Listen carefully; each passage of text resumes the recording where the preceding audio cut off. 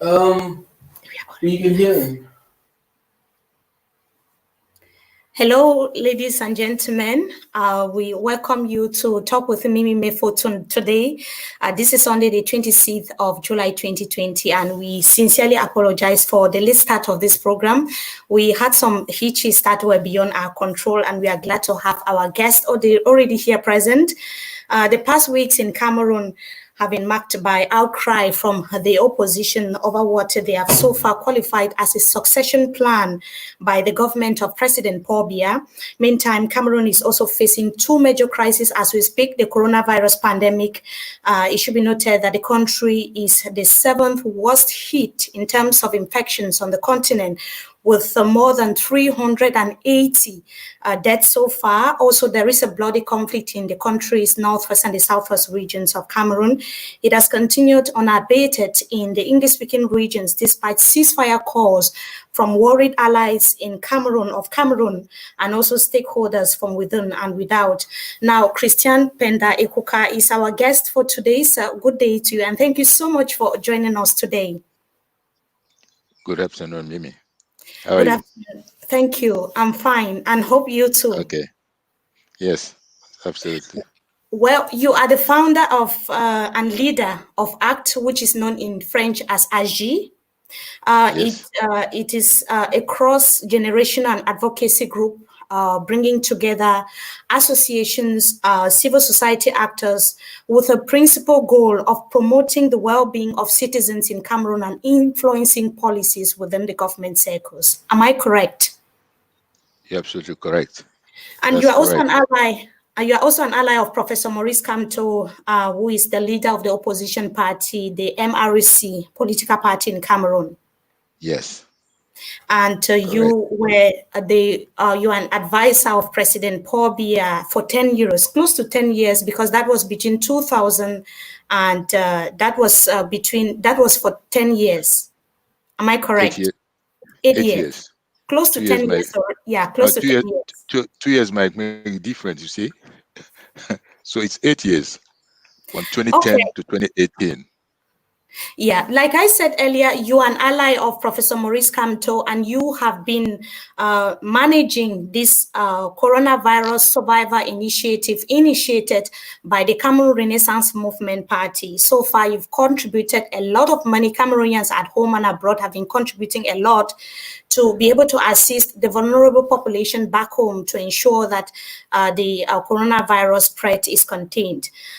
For some time now, I've been glancing at the Survivor Initiative page on Twitter, and I realized that the last time that you updated was around, if I'm not mistaken, that was on the 10th of June 2020.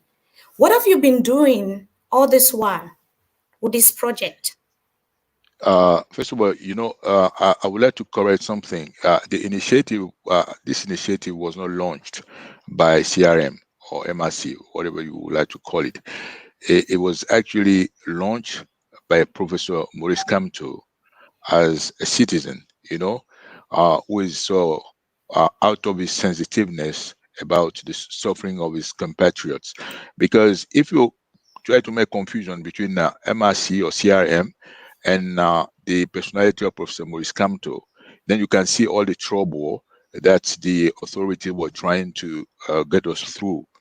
This was a kind of personal initiative of Professor Maurice Kamto, out of the concern for his compatriot that who were exposed to the, to the, let's say, to the devastating effects of coronavirus. He launched the initiative, and he just requested the solidarity of Cameroonians or walks of life, including CPDM people, including the diaspora, and so on and so forth, to come to the rescue of the Cameroonian. And he asked me to, and accepted to manage the initiative. I would like to make this difference. And you know that from the start of the operation, we have worked into a very hostile environment on the hardship, because the government was not really inclined to give us, any kind of facilities, conditions to operate smoothly. So they have shut the local accounts, as you know, the local accounts of the where people has to contribute, and they were kind of when we went to provide the health minister with some medical equipment, it rejected our proposal. When we send out people on the field, on the ground, to distribute the masks and the hand sanitizer to the people, they had to meet with the hostility of the police, gendarmerie, and so on and so forth. But we remain perseverant, and by this time we have been able to distribute more than 400,000 masks and around 140,000 hand sanitizers of 500 millimeters, and we are about to go for another cycle round of distribution of more than 200,000, and by the mid of next month, we would have distributed about more than 600,000 masks in all the regions of Cameroon, actually, including the northwest and the southwest, as you know, and also, we are about to distribute some medical equipment like oxygen concentrator, ECG, and some health parameters control equipment. We are going to start the distribution in the middle of the week across the country to some private medical centers. So far, how many regions have you covered? How many We have, regions have you covered? as I'm saying, we have covered the 10 regions of Cameroon. This You is have what I'm covered the saying. 10 regions of Cameroon, We and have you collected. in a first cycle, we have covered the 10 regions of Cameroon, Right, and right. because And we've locally manufactured masks and locally manufactured hand sanitizers. So we went for the first cycle, and then we are going now for the second cycle, because we started from the region, the towns in the region, or the towns within the region uh, that were exposed by the coronavirus. And yes, now we are, Mr. Christian Penda Ekoka, yes, more than 841,000 euros were raised, which is equivalent to more than 550 million francs CFA in Cameroon. You tweeted on yes. Subi Cameroon that so far you have been able to spend 440,000 euros, which is almost half of the money collected. And you say you've covered the 10 regions of Cameroon so far. There are many Mhm. questions being raised on how transparent these funds is being managed, or these funds are being managed. Tell us, how are you going to prove to the donors or tell the contributors how these monies were spent? How are you going to tell them that the monies were not siphoned? But you're going to make the calculations. When we ordered the mask, the manufacturing of the mask locally, we did it based on the contracts, and I have independent auditors, controlling the operations. So we are going to provide you with the nitty-gritty details of the accounts. When we're talking about the mask, we ordered the mask from suppliers of the mask, manufacturer of the mask. The price is around 350, depending on the manufacturer, 325, 350 for the mask. If I'm telling you that we have distributed more than 600,000 masks, you can make your own calculation. The average price, the average cost from the manufacturer of the hand sanitizer of 500 millimeters is 1,300 CFA. So if you make the calculation for 140,000 masks multiplied by 1,300 CFA, you can make your own calculations. Then you're going to include into that the transportation cost between where the thing were manufactured, between Douala or Yaoundé, going to up north, Ngaoundéré, Garoua, Marwa, or going to Biya, Tiko, going to Bamenda, going to the west. We have all the bills there. So we have all the justification. It has been done by the bills. We are going to make the report, the financial report, and everything that was spent, because the bulk of the money has been spent based on justification, based on the bills, and based on the contract. So if you make your own calculation, you will realize that by this time we have spent almost from this 841,000 euros, we have almost spent about 626,000 euros. So the money is still there, for the next operation. And we are telling you that So we are going to distribute medical equipment, and the base medical equipment like oxygen concentrators, ECG, and so on, imported from Italy and imported from China. And this medical equipment is going to be distributed from Wednesday on So to you're now 30. telling me that it's possible. You have been working now with the government of Cameroon to ensure that the kits and the various equipment, as well as kits to fight COVID-19, get to the population and the various health units. Is that what you're saying? That I'm working with the government. I did not tell Is you that I'm the working with the government now government. giving you that possibility to distribute this No, I don't know. I don't know if this, you're going to call it. I don't know if this you're going to call it equipment to possibility. the population and to the hospitals No, in need? no, we don't know. This was really a fight, between the struggle between us and the government. We don't It know was a fight if the, before. What is the situation now? Has it changed, or there's still a battle between you I and the don't government? know. I don't know if it has changed, because we are going to start distributing the medical equipment to 34 medical centers in Cameroon and throughout Cameroon in the 10 regions. Again, I cannot tell you what will be the attitude of the government. We're going to be on the field from Wednesday. So I cannot tell you what will be the attitude of the government. We are moving as we are seeing them coming out, and we are resisting to this kind of assault and so on and so forth. So I cannot tell you, they are not helping us. But we have persevered. We have been very determined to distribute the thing. And I say that whatever will come, we're going to distribute those products to the people and to the population who need it. I cannot tell you that we are cooperating with the government. The only thing I can tell you that is that we have been stubborn. We have been very determined to give the material and those product barriers to COVID barrier products to the people. And this is what we are doing. And this is what we are doing. That will be the same for the medical equipment, starting from, we have to get them from Italy, to get them from China, to go through the custom, to work through the custom, to get them out of the custom, and now to put it in packages, so that they can go to the centers that I'm telling you. And you're going to see the coverage of it very soon, starting from Wednesday. So do you also have proof of the money available, the proof of funds that you have in hand? Do you have proof of that? I'm giving you figures, but I got the impression that you're not listening to my figures. I told you, first of all, I was, that of everything. course, because the questions that I am asking are the questions that contributors are asking. Yeah, but I'm giving you the answer. I'm just telling you that everything that has been done into this initiative has been done based on the bill. Like, for instance, when we are manufacturing masks, we are getting it from the suppliers, and we get contracts. And I have two auditors to whom I'm providing those contracts. And when people are being paid, they're being paid on the basis of the bills. And when they are paid, you have the receipt of the payment for everything. This was the case for the hand sanitizers that were locally manufactured. That this was the case for the mask, and you add on that the transportation and the logistic cost.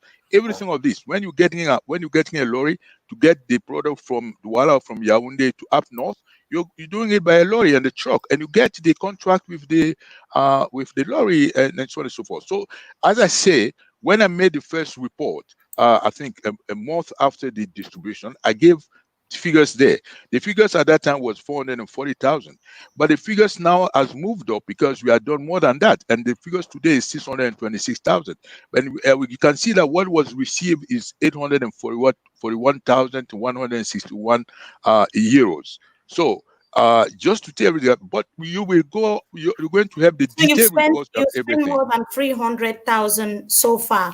Onto No, something else. 626,000. Yeah, you 626. spent more than 300 million francs CFA so far. Let us take Yes, a of look course. at how the government of Cameroon is managing the coronavirus pandemic. Hmm. What is your evaluation so far? It's negative. Negative. Why? Because I mean, first of all, the initially they started with the statistic of giving us the statistic of it, how the number of people who were infected, and the number of people who have passed away, and so on and so forth, number of dead, I have to say. But now they are no more giving statistics, so you cannot actually know what is going on in the field. But it seems that we are at the peak of the pandemic now, when you get some information for some people associated with this fire, and getting some information with some university like John Hopkins University making some kind of survey about the country affected and how the country is being, and also WHO, you're getting the statistics from it. The situation of Cameroon is worse. When the operation started, when the infection got in over here, they started by a kind of lockdown. But a month afterwards, they lift the restrictions, and giving people an impression that the virus or the infection has been mastered, has been under control. But that was not the case.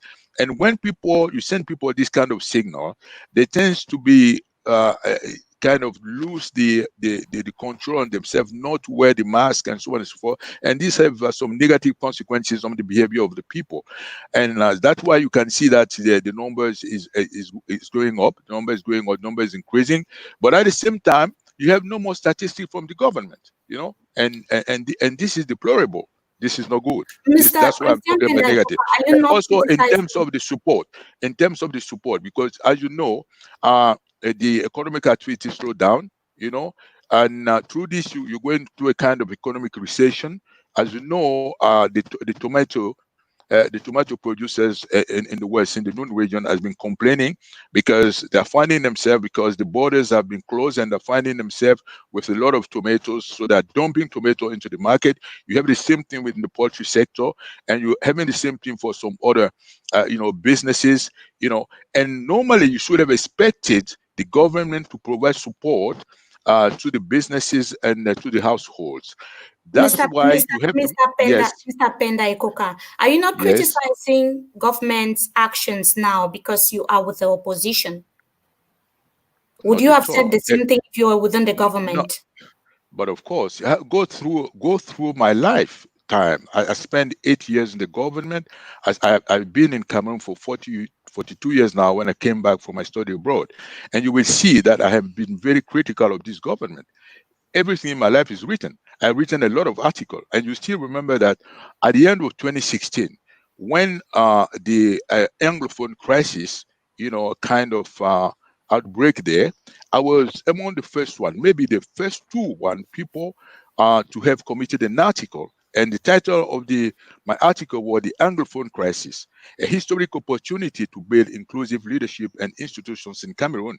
And it was very clear that I was still advisor of Mr. Biya, and I have put this article outside, so don't tell me that, because I'm here now, I'm criticizing. But you were his advisors, but it would appear none of your policies or none of your advice, none of them was being taken into consideration. But actually, it was not. But you were still supporting the regime, and none of your advice, none of your policies were being enacted or taken into consideration by the regime. Because we still have the crisis, we have the problems that you've been citing. Can you support the regime by being so critical about it? You were serving the regime for 8 years, like you said earlier. I was not serving the regime. I was not serving the regime. I was serving Cameroonians. You were under the CPDM. You were under the CPDM, Mr. Penda Ekoka. But CPDM is not the issue. What I'm telling you is me as a person, and everyone knows me in Cameroon. I have been very outspoken in every matter, even within CPDM. So the issue is not me being into CPDM. When it just come that I can no more support what Mr. Biya was doing, or I came to the conclusion that nothing can be done. I was in the cockpit of I used to say I was in the cockpit of Cameroon airplane. So I know exactly what was going on there.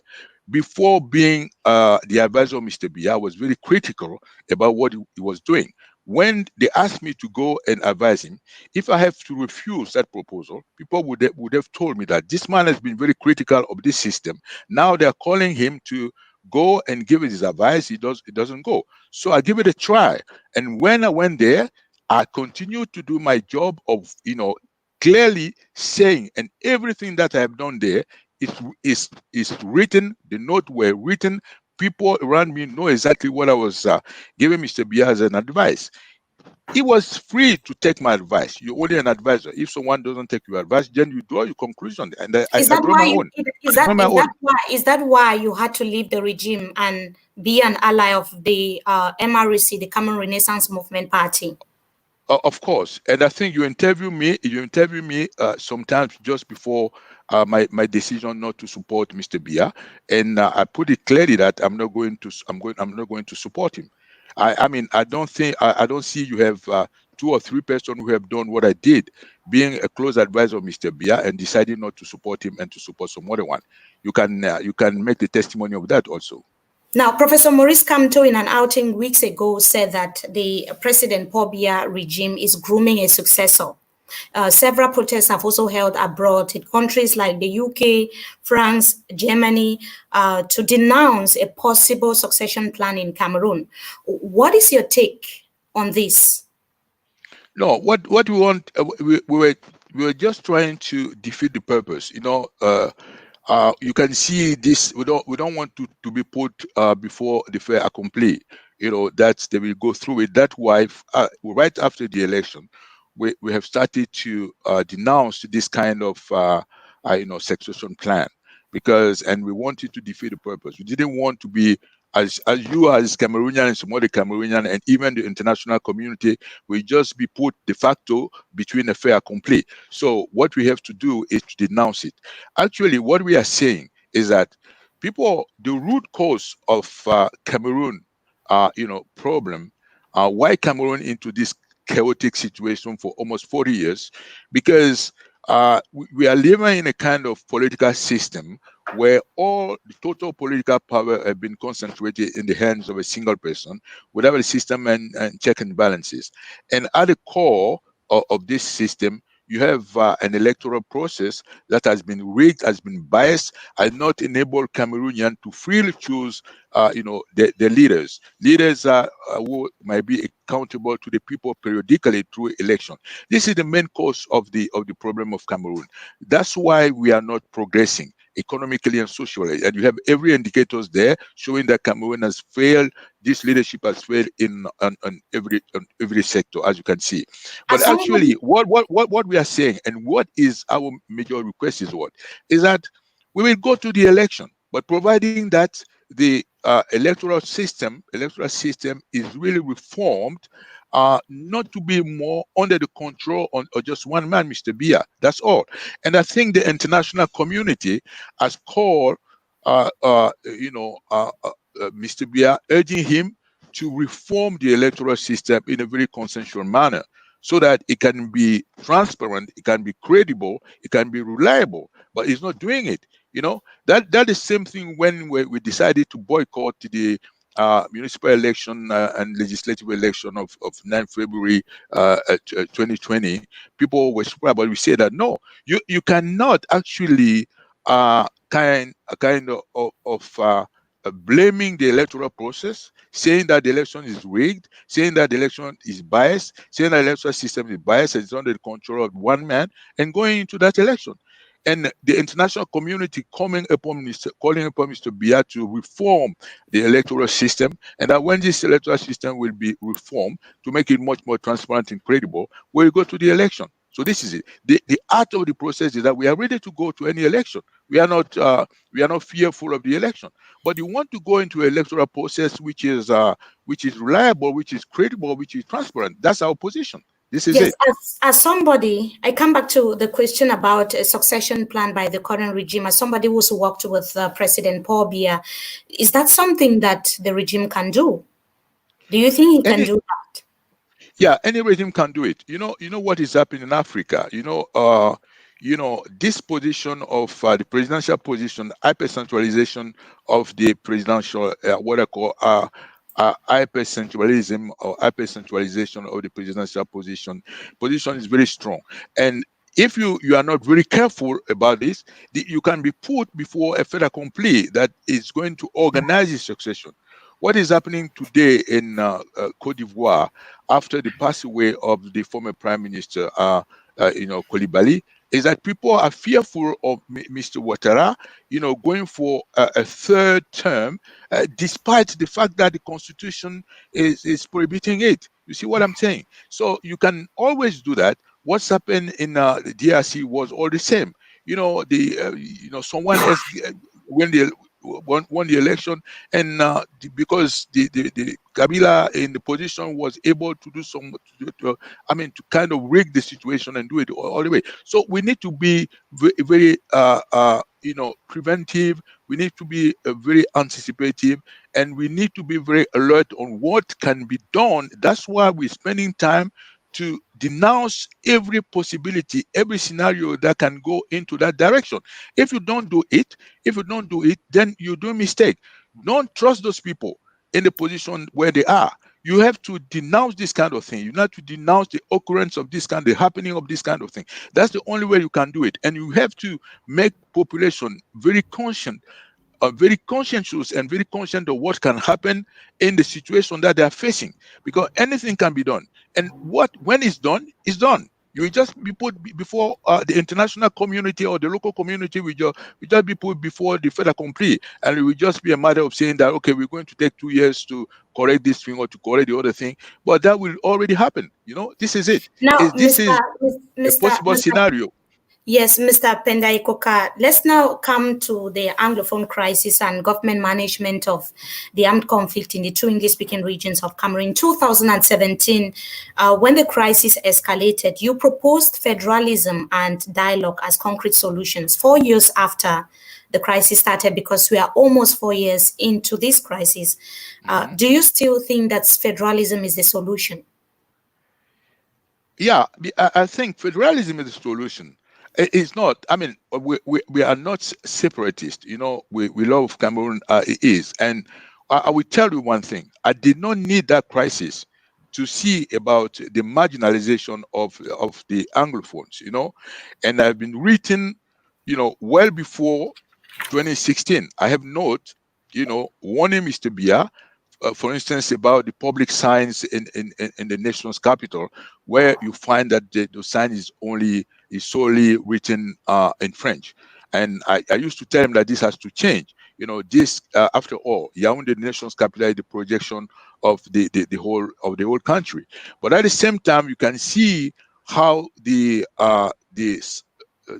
marginalization of the Anglophone by some other factors, like you see the management of the natural resources, like oil in the southwest. You can see about, for instance, some infrastructural project like the Menchum Falls and the hydroelectrical project in Menchum, who has been dragging on for so many years. You could have done before.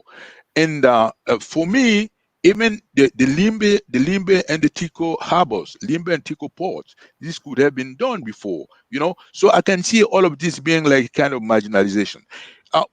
Even before the strikes, of the claims, of the grievances of the teachers and the lawyers, I can see through some kind of economic operations, the way that natural resources are being managed from the southwest, and roads, infrastructures, hydroelectrical projects, and so on and so forth. And I can see that the only way to do it was federalism. So that means transferring much more powers to the regions and to the communities. But it was not only on the side of the Anglophone. It was also, you can see about the far north. Actually, I would tell you that the incidence of the poverty incidence is highest in the far north and in the north. It's not in the southwest and the northwest. It is highest in the north and the far north. And I could see that the issue about federalism, that means a better distribution, a better balance in terms of distribution of political power to the regions and to the cities, to the community, to the city councils, has to do with the whole Cameroon. By doing it in the whole Cameroon, then you will address and tackle the problem on the Anglophone region very naturally, as a rational way. The pro-independence activists, those who are fighting for independence, have a different argument, that when you try to generalize, or when you generalize the problem to the Cameroon problem of on the development, social inequality in the northwest, the southwest, the northern part of Cameroon, and also in the center and littoral, for instance, you are some sort of trying to banalize the situation in the English-speaking regions of the country, which has been existing for several decades now, more than 50 years. Do you think that, what do you have to say about that? No, I'm not banalizing the situation in the southwest, in the northwest at all. I'm telling you what that where before the 2016 the grievances and the claims put forth by the lawyers and the teachers. I've already warned Mr. Biya about the situation over the Anglophone. This is what I'm telling you. I've just said it to you right now. I've already told him about the marginalization of the Anglophone and the Francophone. I'm just trying to tell you that it's not, I will not say that I'm banalizing it. It has its own peculiarities. It was in historical and political peculiarities.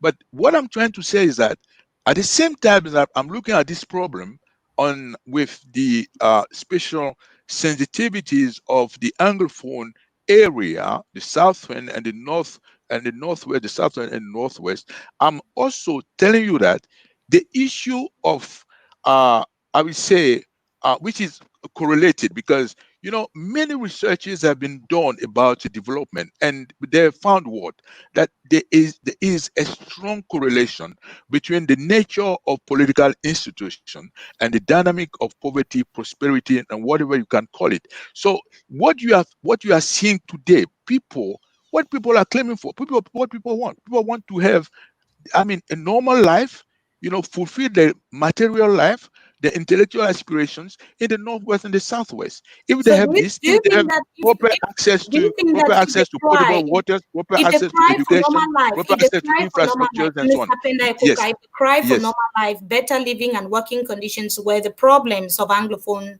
Cameroonians, would we be here in an armed conflict? Because that's the general problem that Cameroonians are facing. But If the English-speaking population, those clamoring for independence, were raising, if their main problem was hunger, unemployment, like you said, it's a general problem in Cameroon, would it be an armed conflict? But I mean, those are part of the people aspirations. People have material aspiration, intellectual aspiration, spiritual aspiration, and so on and so forth. But what I'm telling you is to give power to the people. If you give power to the region and you give your power to the people, they will be able to resolve their own problem. And this specific problem of the Anglophone, you see, by power transfer to the regions and to the cities, I know it quite well. I don't see how these teachers' claims and the lawyers' grievances could have come to Yaoundé. Explain me how this could have come to Yaoundé the way it has come to Yaoundé in 2016. Because if actually the balance of power was actually in a way that the lawyers' problem, the lawyer issue, the legal issue of the lawyers, and the teaching problems, the education problem would have been solved at the grassroots, on the grounds. I don't see how this problem could have been come to Yaoundé. And the way to do it is by having some institution that can really transfer much more powers to the regions, and to the cities. And you will see that this problem will not have, outburst the way it has been in the past. It's not, again and again. I'm not trying to banalize the Anglophone problem. I'm just saying that you have a leadership which was not paying, which was not watchful about what is going on the field. Because if you have your children and that you are watchful about all your children, and then you can see the peculiarities of each one of the children. It's very clear. If this say that the DNA of this leadership is never centered in such a way that even the Anglophone authorities, even the Anglophone personalities being part of the Biya's regime. Have you heard them, have you heard the Anglophone being part of the Biya regime, putting this claim, being outspoken about what is going on on the Anglophone soil, on the Anglophone field? I was much more outspoken about what is going on, about the suffering of the Anglophone on the field, that some of those people, being Anglophone, being around Mr. Biya. This is I mean, the peculiarity of this regime, because when you are around the feeders, you got the impression that they are not raising their head to see what is going on the field. This is it. That, but It's not the just, question, yeah, the go ahead. question is, how representative are these Anglophone elites on the ground? Are their voices being heard? Are they being listened to by You the know, people? That is the question, because at the point where we are talking, but at yes, this time when we are talking, a reconstruction plan is underway in the northwest and the southwest regions of Cameroon, especially in the affected regions. Amazonian fighters have said that it is not going to be a possibility, of while course. some other school of thought think that this is a way for them to be able to get their life normally again. Uh, what do you think that should this even be the priority of the government when the soldiers No, and the no, you Amazonian can. fighters have not silenced their guns?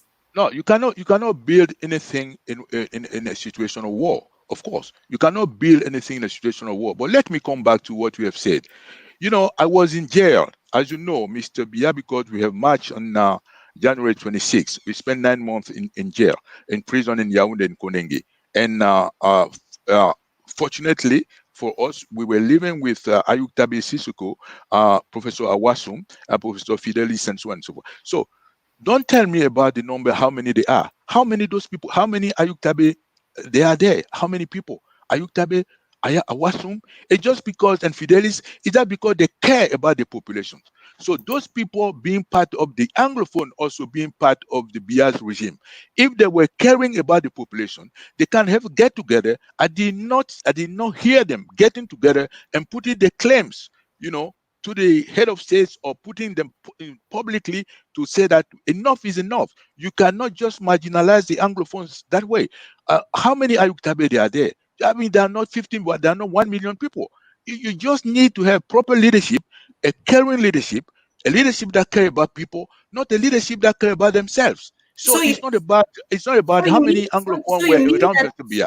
Yes, so you go ahead, mean please. that so you mean that the situation on the ground has escalated because of Anglophone elites who are in power, who are working with the government, like the ministers and other Yeah, authorities. you see it that way. You see, first of all, you see the leadership. If the leadership is actually failing, if the leadership is failing, then people suffering, people being victimized, have to react. And this is about the leaders.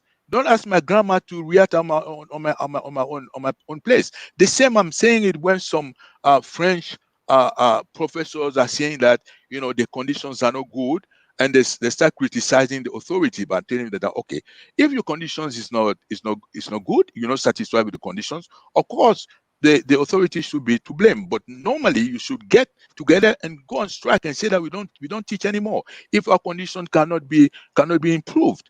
Is exactly what I'm saying about the anglophone around Mr. Bia. If they were kind of responsible leadership, they would not wait. If Mr. Bia is not treating the anglophone side properly, what they should have done is to get together and to tell Mr. Bia that we are not going to continue. And this is the same thing with the Northerners. When the Northerners elite is coming with the memoranda, they've been there for 2003, putting out memoranda and so on and so forth. What are they doing? The memoranda is just about asking for more position of SDO, more position of ministers, more position of generals, and so on and so forth. So it's about themselves. It's a kind of selfish position, and I give them the case, the example of Ayuk Tabe Sissoko and the other Anglophone leaders fighting for the independence of better condition of the life of the uh, Anglophone kingdom. Those are leaders. Those are clearly leaders who care about the population, and they're ready to pay the sacrifice of it for their own population. When you see about the northern elite, what are they doing? They're asking for position. So they're validating the rules of the game. But if you know that the game is no good, this game is not good, and its rule cannot be good. And you see, this game is a game where you produce in poverty. The system as I have, designed it, the system as I have explained it to you, is a system which is going to produce poverty and poverty and poverty all along, because it's all the powers as political power are concentrated in the hands of a single person without a system and checks and balances. That's the thing. And if you want to correct it, and if you want to produce development, then you have to give to distribute power in a much more balanced way to the regions, so that people, when you see when the oil is being produced, then people should know about what the oil proceeds is bringing to them. This is the way. But you don't see it over here. No? Mr. Christian Penda Ekoka, you've talked about the economic situation in the northwest and the southwest regions, and you've said that there is need for checks and balances. You are an economist. The crisis has affected almost every spheres of life, economic, social, and political. But I want you to tell us how this crisis has affected the economy of Cameroon, especially in the two English-speaking regions of the country. But of course, there is no businesses that can be run properly when you are going in a war situation. Many of the businesses going on, many of the business that in the transportation businesses, the brewery businesses, and the fishing industries, and so on, the tourism, and so on and so forth, could no more operate normally. But what again I'm telling you is that they have been affected. The transportation of goods and services, the transportation of goods and the transportation of people have been affected by the crisis.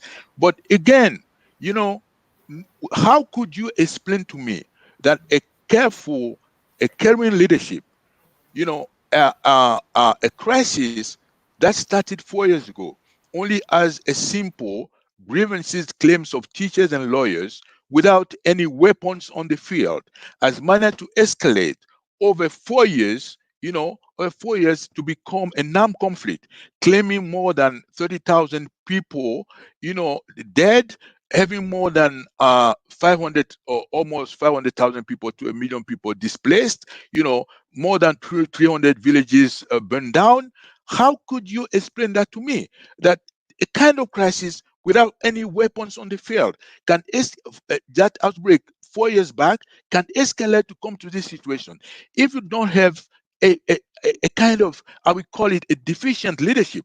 Because normally when this thing happen, we start writing, telling Mr. Biya that you need to organize a dialogue with the people, a genuine dialogue. It should not be the repetition of what happened in Fumban. It has to be a genuine dialogue. It has to be a frank. You have my writing. I wrote it there. I was again at the presidency. It did not follow it. And I even said that, you have to go through a federal or a federal-like system. It's written. This is what I wrote at the time. It's now talking about actually, I would even tell you that go ahead. Mr. Penda Ekoka, talking about inclusive and genuine dialogue, I quite remember that the MRC political party tabled its own proposals prior to the national dialogue of 2019. But then it's been described as a sham by critics of the regime and so many other people. Tell us what kind of genuine dialogue you are talking about here. How does this genuine dialogue looks like? Yeah. Okay. First of all, in terms of process, we first ask for the release of all the political prisoners, related to the Anglophone crisis. They have to be released. I mean, this will give a sign for reconciliation and peace among us. First of all, they did not do it. Secondly, then we can go for a kind of dialogue, what I'm calling inclusive dialogue. I mean that everyone should be part of the dialogue. You cannot go into a dialogue with someone only with someone who is on your side. You are convening a dialogue, and the people that you're convening in the dialogue are all are on your side. If you're going for a dialogue, is that because someone on the other side is not in agreement with you? So for us, it was a dialogue that should have everyone around the table, and it should be supervised by a neutral person, maybe an international organization, and the resolution of the dialogue should be actually binding and mandatory for everyone. What about the venue? Because the problem raised by separatist leaders in the diaspora is the issue of the venue. They say they won't take part in any dialogue that is happening in Cameroon. But of course, if you want to give any chance to any dialogue, any likelihood of success to any kind of dialogue, then you have to create conditions so that everyone can be part of the dialogue. And if the condition is that the dialogue has to take place outside Cameroon, then it has to go outside Cameroon. It means that you are of good faith. It means that you want peace. It means that you want to resolve an issue. But of course, if you don't want to resolve an issue because you are of bad faith, you will not do it that way. And let me tell you one thing: if this government was really, this regime was really of good faith, this problem would have been resolved long time back. But of course, I mean, what is bad there to get people together? You, the only thing they are fearful of is to lose the privileges associated with the status quo. This is what we are saying. But because by distributing powers in the way that we are talking about it, some powers going to the regions and to the cities and so on and so forth, they are going to lose powers. But this is what they're fearful of. And of course, the international community need to put pressure on Mr. Biya, because, you know, uh, there are a lot of people having vested interest in the situation, in the status quo, because they have vested interest there. They're deriving a lot of privileges from it, and they are But not. there's been a lot of pressure on the international scene. A lot of countries abroad have been reacting, leaders have been talking about the situation on the ground. But it seems the regime is adamant. So what kind of But pressure can move, what kind of we need, pressure can move the current government to act? but we need to put more pressure. You need to, you see, you need to kind of block the financing of it. The World Bank and the IMF are still giving them money. You understand what I mean? They're still having money. So what we have to fight so that they should not support this scheme. And one of the things is that the United Nations Security Council has to put pressure so that an independent kind of fact-finding mission come on the ground to really investigate gross violations, gross breaches of human rights and international humanitarian law, and so that it can document it and put pressure through the Security Council of the United Nations. This will be a kind of pressure, and get a number. And you see, we are in an international community. Some of the country as support Mr. Biya, as you know. I don't want to cite them. Some other countries are supporting other people, but there is a need to build a consensus of the international community so that they put pressure through the Security Council of So the United Nations. the pressure from the international scene is not enough.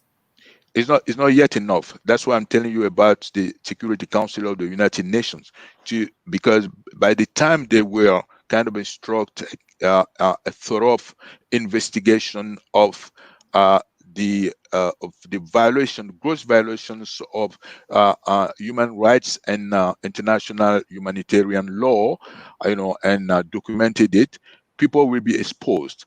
By individual being exposed, you will increase the pressure on Biya's regime, as you know. By individual being exposed, you will increase pressure. We still have we still have a lot of margin to go. You're telling me about international community putting pressure. This is, for the time being, is still lip service. But when it will come to facts in terms of not providing money to the guy anymore and getting the file of Cameroon into the Security Council of the United Nations, coming to the conclusion of a number of people individually who will be, kind of pointed, you will see how it will become different. So Now, go ahead. yeah, yes, Mr. Penda Ekoka, I have this question for you. Time is running out. A lot of people are now joining, but we have a little time. We don't have much time with us. I have this question. If you or the MRC political party is given Cameroon, is given the opportunity to solve the Anglophone crisis, is given 100 days, for instance, to solve the Anglophone crisis, what would be your priority? What would you do to bring every actors on board? What would you do? But first of all, we will release all the political prisoners. We'll get them out of jail. First of all, that's it. We'll get them out of jail. We free them, and we will enable them to go back to reconnect with their families, to discover the family. We have a good faith. This is the first thing that you can see about someone who wants to negotiate. Is a good faith. We are not ready to see the way the country has gone down into the drain How will because you of convince? How will unscrupulous, you because of convince those unscrupulous who? people, How would you convince those who want because of independence at people all costs? negligent. Yeah. How What would did you you say, convince please? those who want independence at all costs? I'm not trying to convince them. What I'm telling you is that I'm going to free them, whatever the position. I'm a good faith. We discussed with Ayuk Tabe in prison. We know our position. We know their position, but it doesn't make me to be of bad faith to put someone in jail because you're not in agreement with me. We will release them first. This is what I'm telling you. We release them first, and we are brothers. First of all, we are brothers. Okay, so these brothers and sisters, this is what I'm saying. So we will release them. We have been in front of kind of careless regime, negligence of this regime about the situation of the Anglophone side, Anglophone compatriot. This is all. So we don't accept the way this country has been managed until now, and especially the way the Anglophone side has been managed. So what I'm telling you that we are going to release those prisoners. First of all, we are going to ask them, we are going to enable them to reconnect with the families. We are going to create conditions of peace and the reconciliation. And we are of good faith. We're going to be to discuss. We're going to discuss. Everything can come out of discussion. Everything can come out of discussion when you have people of good faith around the table. But you don't have people of good faith with this regime, because if those people would have been people of good faith, this war or this small crisis would not have escalated to become an armed Mr. conflict. Penda First of all, Ekoka, Mr. Penda Ekoka, you said everything can come out from the discussion. I have that on record. I have a final preoccupation. Professor Maurice Kamto, many people have the impression that he's not communicating with the population as he should. They say that we are in a country where many Cameroonians are being governed via decrees and on Facebook and on Twitter. And many Cameroonians have the impression that it's not any different with Professor Maurice Kamto, especially people of the media in Cameroon and out of Cameroon. The last time he was seen in the public arena was prior to the May 20th celebrations, and when he was talking about the succession plan by the regime. He also talked about the coronavirus pandemic, but he's been doing a lot of outings on paper. Tell us, what do you have to tell Cameroonians who have this kind of impression about Professor Maurice Kamto? Is he any no, different from the regime that we have in place? of course, this is a man of great integrity, and this is a man of great integrity and great humility at the same times. Some people are even blaming him that he's not laughing enough. You see what? That he's not laughing enough. So he's we tell him to laugh more than that. So you see, but this is a man of great integrity. This is a man of great dignity, but at the same time, great pride, but at the same time, great humility. You see what? And I know really that he loves Cameroon, and particularly, he has been very committed to resolve the Anglophone crisis. He has been very committed to Anglophone crisis. Now it's about personality. But what I'm telling you is a testimony for a man that I know, that he has been very committed to resolve the Anglophone crisis. Everything that I'm sharing with you today, we have discussed I about was this talking matter. about an available Everything. leader in Maurice Kamto, because we've Available talked what? about the Anglophone crisis, an available leader. Yes. Why? Different from the leadership Cameroon has at the moment. I Ruling agree with you, Cameroon but here decrease on Twitter understand, and on and Facebook. We are talking about an and available leadership. That's what I'm but I talking. understand. But I understand you. That's why I say that even some people are saying that he's not laughing enough, so he's going to laugh. That's why I'm saying that he's talking about availability. So I'm telling you that's going to be that is really committed. But if you're talking about his availability, did you call him to interview him or what? Did you call him to talk to Media him? houses, of course, journalists would want to have him on platforms to talk about Cameroon governance, the government policy, the fight against coronavirus pandemic, and it's proving difficult. But is for what I know is that he's kind of ready guy to give you an interview, to be available. This one, I don't understand how they proceed about it.